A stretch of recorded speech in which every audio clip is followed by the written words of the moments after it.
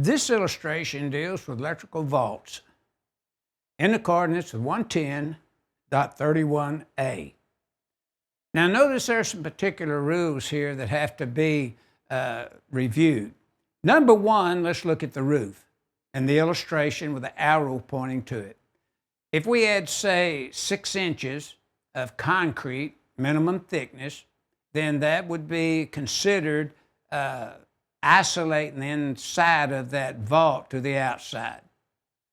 Number two, to the left of the illustration at the top, walls are identified.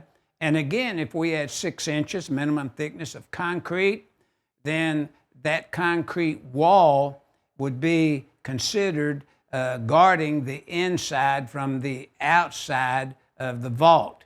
And notice, we know that those permissive rules and requirements are in 110.31A1 and 110.31A5, informational note 2. Now we're speaking of A as an apple. Now, dropping down to number 3, we talk about the door in the illustration. And it has to be at least a 3-hour rated door. And we know that 110.31A3 calls for this. Now, jumping on the next requirement, number 4, is the door seal. And notice it has to be at least 4-inch minimum. And the final thing we will review in the numbers is 5, and it has to be locked and only qualified people having the access in accordance with 110.31A4.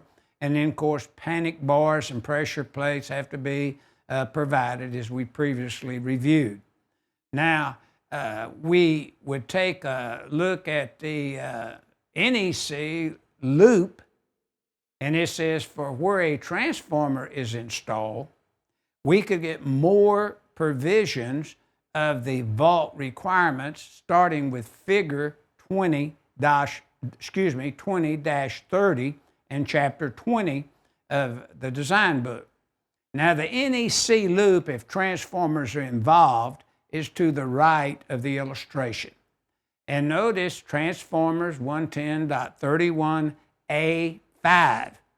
We got to have this vault with all these dimensions that we looked at in 1 through 5, and then we said, no, we got some exceptions.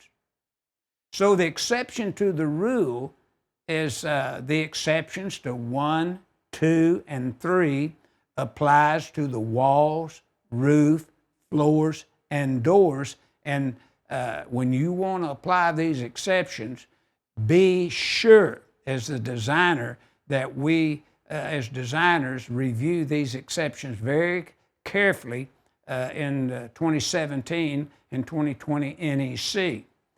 And then we have an informational note number 2 that states 6 inches of concrete equals 3 hours of protection to protect the inside of the vault from the outside of the vault. Now, if we want to look at the note right above the NEC loop, then the note says for battery rooms, though, we need to look at 480.9C because battery rooms have a different requirement than electrical vaults in NEC 110.31A. Now, reviewing the final thing, the B to the left, then notice floors are 4 inches minimum, and the thickness of the concrete floor must be at least 4 inches, and that's in accordance with 110.31A2. So we have now reviewed the, walls, roof, floors, doors. The whole thing has been reviewed, the seals. So when you're designing for a vault, where is it located?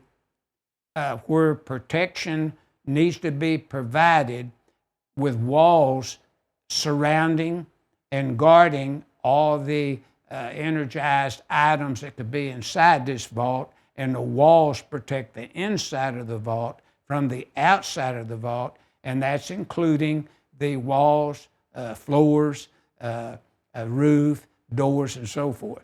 So that's what this section 110.31A is trying to drive home, mainly to the designer.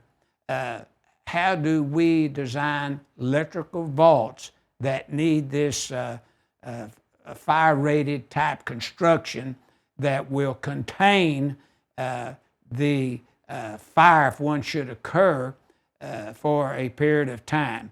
But to get into more detailed information about a vault, start with figure 20-30, and then we have a number of figures based upon dry type transformers, the various types of transformers that may be present in a vault, when do we need a drain, all that kind of thing that the designers would have at their disposal if they would start with figure 20-30 in chapter 20 and go through the various vaults based upon what type of transformer is being used is very important. So figure 110.31A is just dealing with a basic electrical vault.